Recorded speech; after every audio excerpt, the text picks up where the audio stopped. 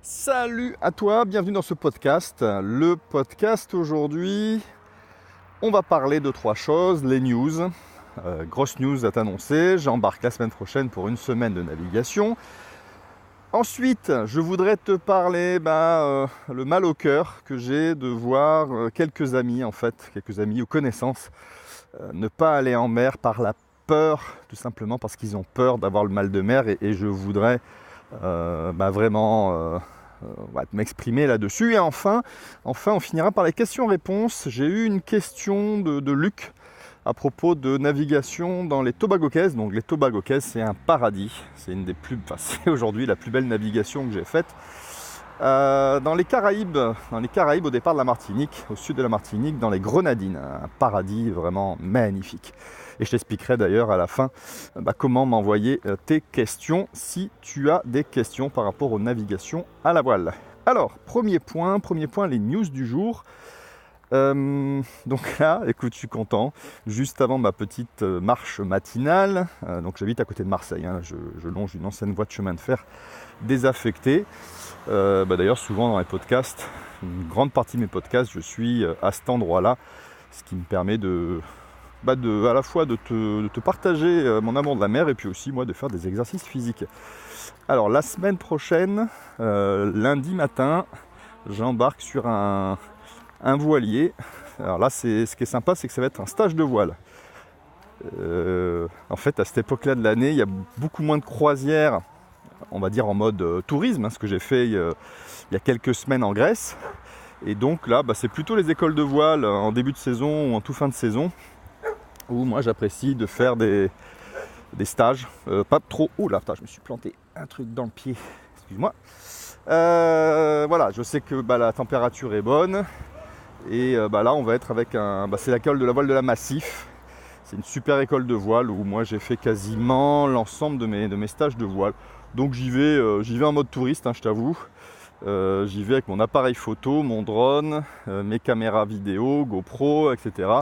Et l'objectif pour moi, ça va être de te ramener des belles images, de me faire plaisir, bien sûr, de naviguer. Toujours utile des petits rappels de navigation, c'est jamais inutile. Moi je suis pas du style à fanfaronner en disant que je navigue depuis l'âge de 7 ans donc j'ai rien à apprendre. Non, j'ai toujours des choses à apprendre. Et c'est pareil, ce sera le sujet numéro 2, le mal de mer. Je fais pas le malin, ça m'est arrivé une fois, ça m'arrivera certainement une autre fois ou d'autres fois d'avoir le mal de mer et c'est ok avec ça, il n'y a aucun souci. Oui, donc là, alors en fait d'ailleurs si ça t'intéresse et si tu es partie de mes contacts privés, je te partagerai, si tu es disponible, donc la date c'est du 17 au 23 septembre, donc c'est la semaine prochaine.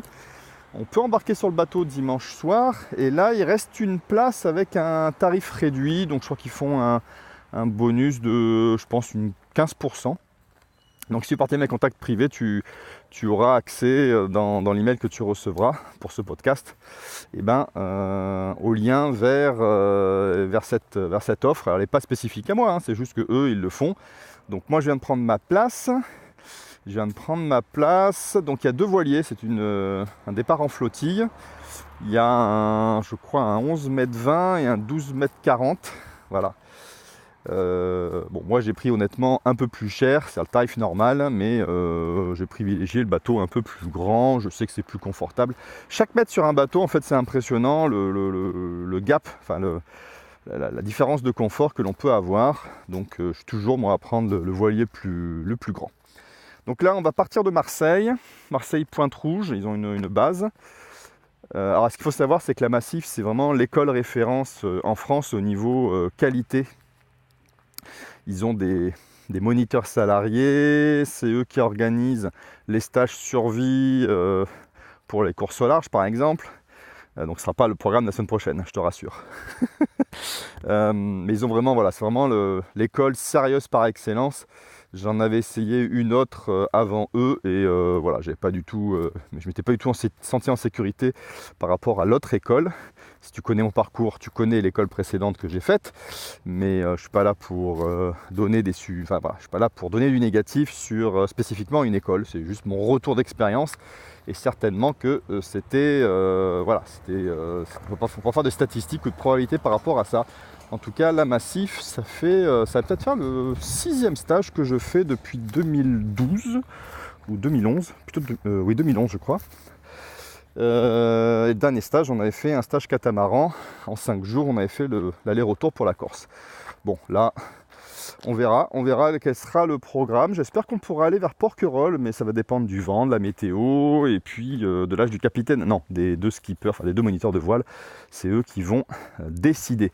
Donc, écoute, dans quelques jours, j'embarque. Dans quelques jours, si tu suis mon profil Instagram, mais aussi Facebook, mais surtout Instagram, là, tu vas retrouver Bibi en mer Méditerranée, départ de Marseille. Donc il va y avoir du grand bleu et des beaux couchers de soleil. Donc ça, c'est l'actualité du moment. Maintenant, le sujet numéro 2. Et d'ailleurs, je te parlais tout à l'heure, avant de partir sur le sujet numéro 2, que j'envoie ce type d'informations à mes contacts privés. C'est très simple, si tu veux encore faire partie de mes contacts privés, tu as un lien dans la description, tu renseignes juste ton email, et puis à ce moment-là, tu recevras les podcasts, les vidéos de voyage que je vais recommencer maintenant que la rentrée est arrivée pour mes vidéos, justement là avec des vidéos un peu plus longues, 10 minutes, un quart d'heure, où je te montre par exemple, la prochaine vidéo, ça sera le voyage en Grèce, et puis aussi je partage ce genre d'astuces, de petits stages de dernier moment avec des prix réduits. Bref, je te donne en primeur, comme comme un contact privé, je te donne vraiment les liens avec les offres plus intéressante, ce qui est normal quand on privilégie toujours les amis. Enfin, moi je suis comme ça, donc si tu veux faire partie de mes contacts privés, hop là, tu trouves le lien dans la description, que ce soit sur YouTube, sur Facebook, sur les plateformes de podcast. Je connais pas toutes les plateformes, donc ça peut se retrouver au-dessus, en dessous, ça peut être il faut cliquer sur un bouton pour avoir la fiche complète du podcast. Bon bref, voilà, je peux pas te dire spécialement. Je t'invite à un peu chercher si tu es motivé. Deuxième sujet, écoute. Franchement, j'ai fait un podcast hier justement sur le sujet, et je voudrais venir aujourd'hui sur le mal de mer.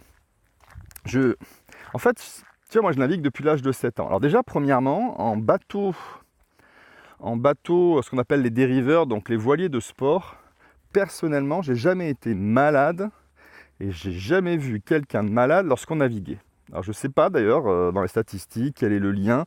Pourquoi est-ce que je ne sais pas si c'est vraiment une statistique officielle ou si c'est uniquement mon retour d'expérience qui ne fait pas valeur de probabilité.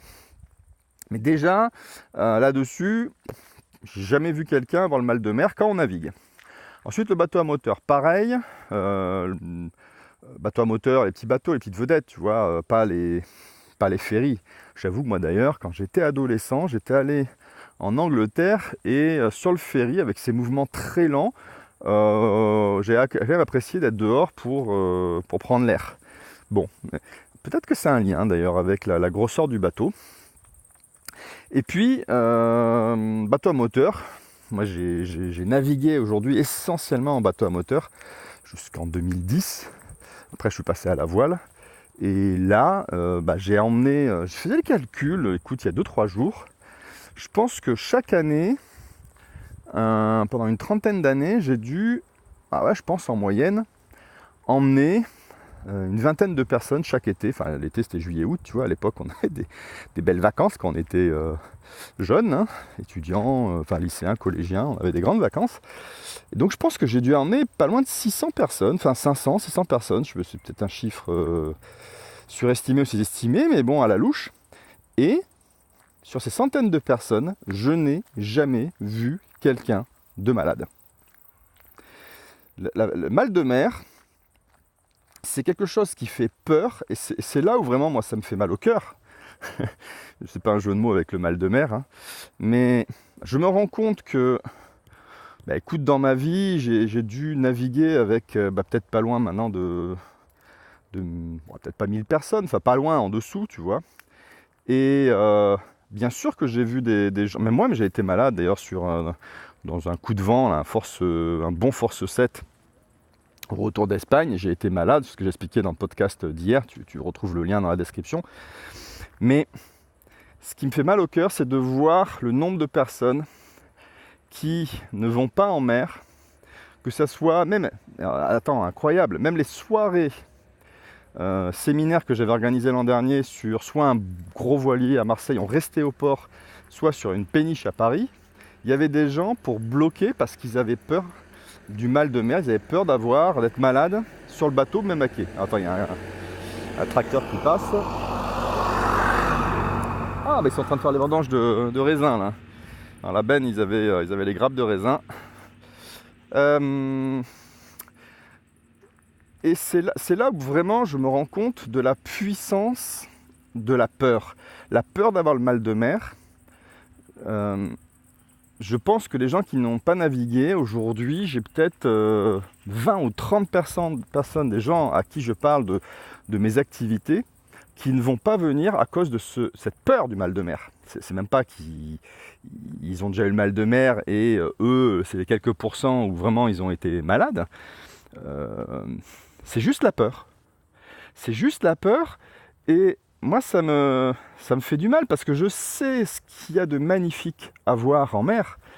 Je veux dire, tu as déjà vu par exemple l'émission Thalassa, tu as déjà vu des vidéos, tu as déjà vu des films sur la mer.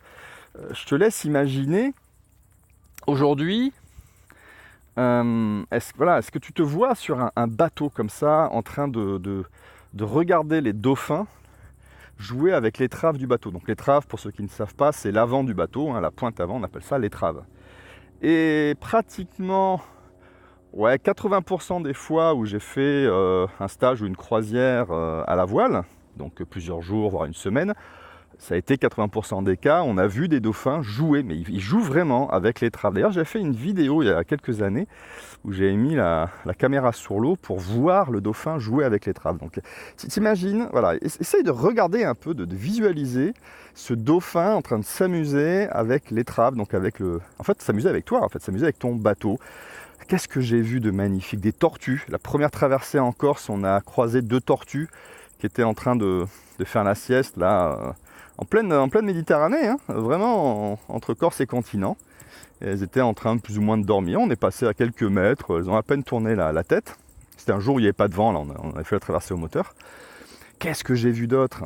Alors, quand j'avais 24 ans, je crois, un jour on est tombé au milieu d'un banc de globicéphales, une 50aine de globicéphales. Alors c'est quoi un globicéphale? C'est une toute petite baleine, ça doit faire 3-4 mètres en moyenne. Ça ressemble à un dauphin, c'est juste que ça n'a pas le museau pointu comme un dauphin, mais c'est un globe, c'est globicéphale en fait, c'est la tête ronde. Ça a une tête à l'avant, c'est tout rond. C'était magique. Qu'est-ce que j'ai vu d'autre? Des thons. Au retour des Baléares, on avait vu des thons sauter au niveau de ils sautaient de l'eau, ils sautaient en dehors de l'eau, et on voyait cette bulle de muscle, parce qu'il était vraiment cambré pour pouvoir revenir dans l'eau. Je sais pas, il devait peut-être en train de pêcher, il devait y avoir un banc de poissons à cet endroit-là. Qu'est-ce que j'ai vu d'autre? On va en parler après, mais les tortues au Tobago-Caise, les tortues, les raies. Alors, j'étais pas très proche, mais des vrais.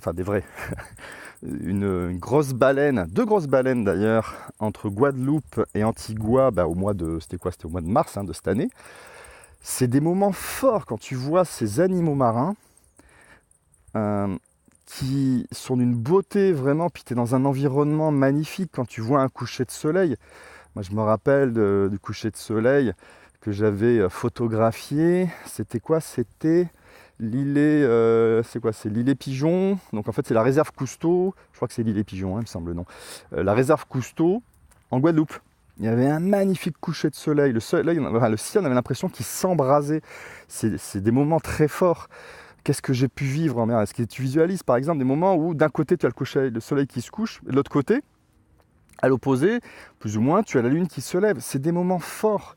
Et ça, alors je ne te parle pas aussi d'aller pouvoir accéder à des plages plus ou moins désertes.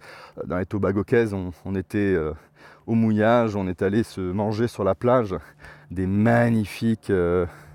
alors c'était quoi là? C'est quoi ces crustacés? C'est les langoustes grillées préparées par les pêcheurs locaux. Oh, un régal, du bonheur. Et en fait, il y a des personnes qui ne vont pas pouvoir bénéficier de ces moments-là parce qu'elles ont uniquement peur du mal de mer. Elles ne l'ont jamais vécu, mais uniquement parce qu'elles ont entendu ça.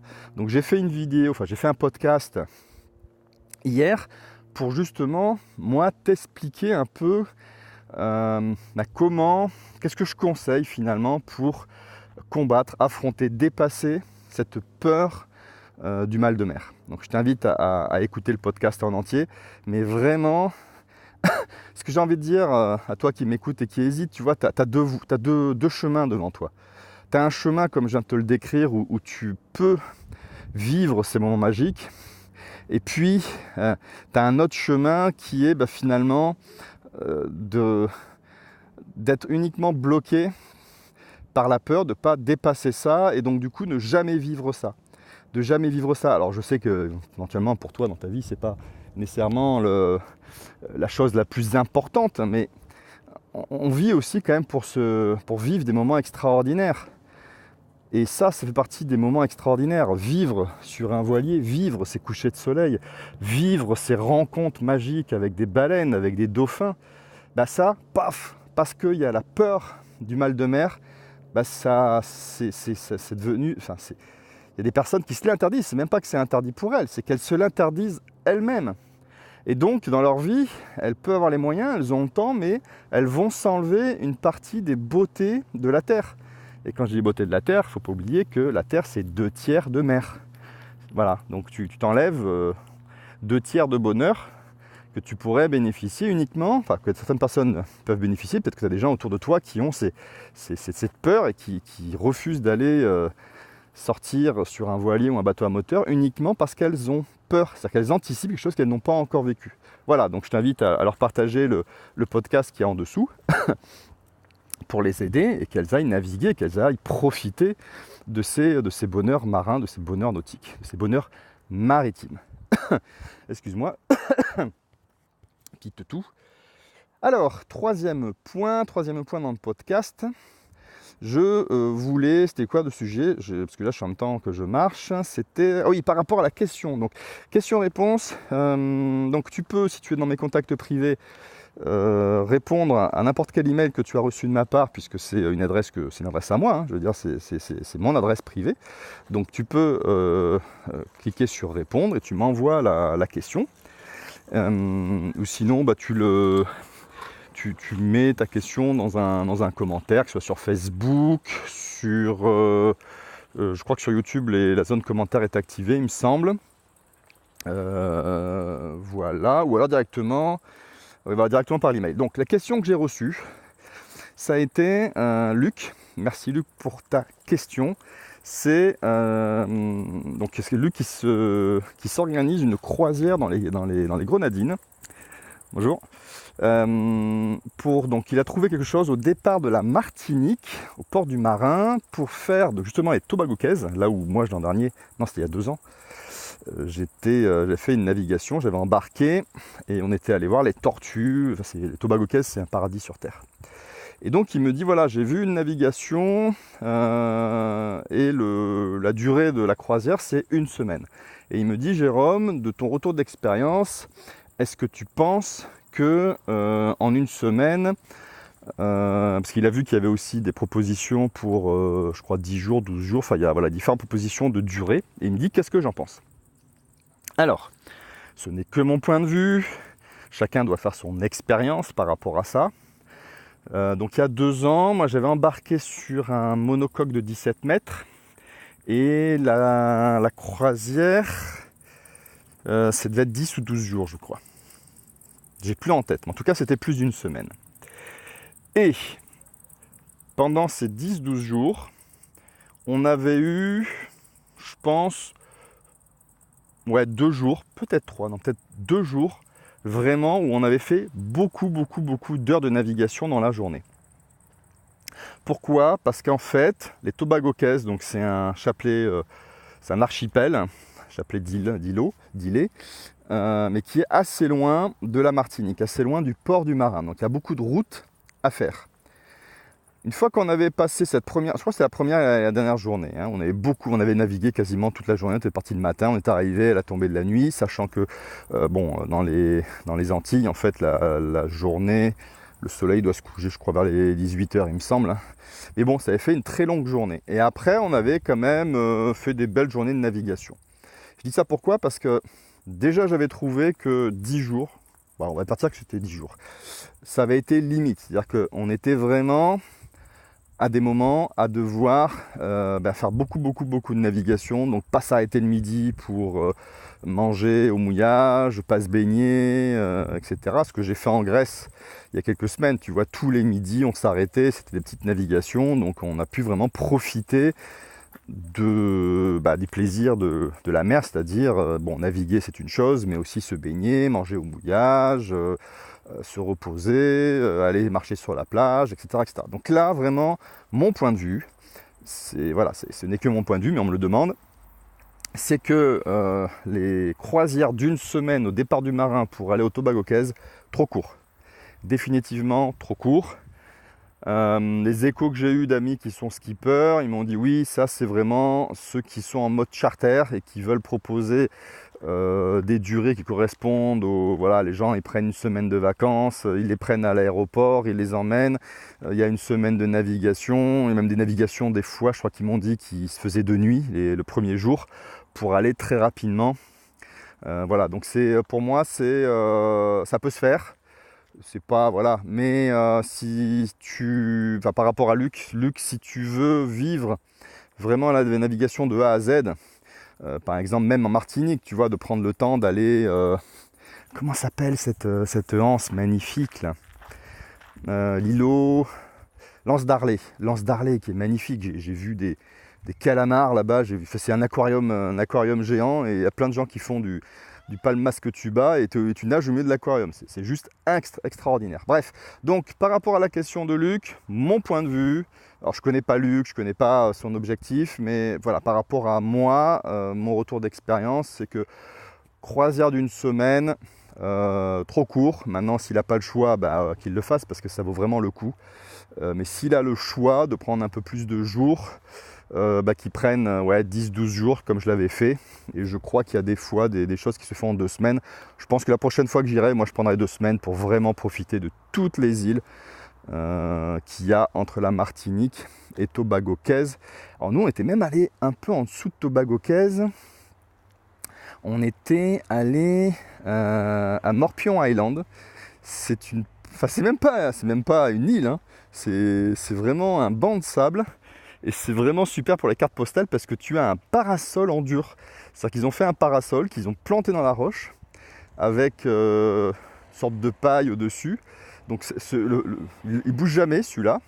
Et ce qui est marrant, c'est que tu dois pouvoir trouver des photos sur internet où à un moment, le parasol il est dans l'eau et le banc de sable blanc il est à côté. Parce qu'avec les mouvements, les tempêtes, les mouvements de sable, le banc de sable bouge. Alors, il bouge pas, il s'en va pas, hein, parce qu'il tourne dans un endroit, mais tu peux te retrouver avec le parasol dans l'eau, les pieds dans l'eau. C'est assez marrant, c'est magique, hein, c'est vraiment magique. Alors c'est un petit îlot qui doit faire peut-être 30 mètres de diamètre, hein, c'est vraiment Morpion Island, voilà. Écoute, voilà pour aujourd'hui. Donc pour résumer, les news, donc la semaine prochaine je navigue avec l'école de voile de la Massif. Tu as donc dans mes contacts privés le lien pour pouvoir, si t'intéresse, c'est disponible, bénéficier du tarif de la dernière place. Je crois qu'il doit être à plus ou moins 15%.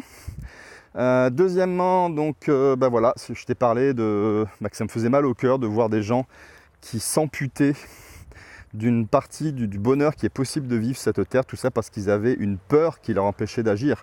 C'est pas qu'ils étaient malades en mer, hein, et peut-être que ces gens-là d'ailleurs n'ont jamais eu le mal des transports dans un bus, dans un avion ou quand tu es en voiture, en montagne et que ça bouge dans tous les coins, tu vois, mais qu'ils anticipent, ils ont peur et du coup ils se refusent à aller en mer. Donc là-dessus, j'ai fait un podcast hier pour expliquer moi ce que je donne comme conseil par rapport à ça, pour combattre cette peur du mal de mer. Et puis enfin, la question de Luc. Et si tu veux me poser des questions, laisse ta question dans le commentaire. Et ça me fera un très grand plaisir de répondre à ta question dans un des prochains podcasts. Je te souhaite bon vent, comme on dit entre nous, entre marins. Belle journée, à très bientôt. Ciao.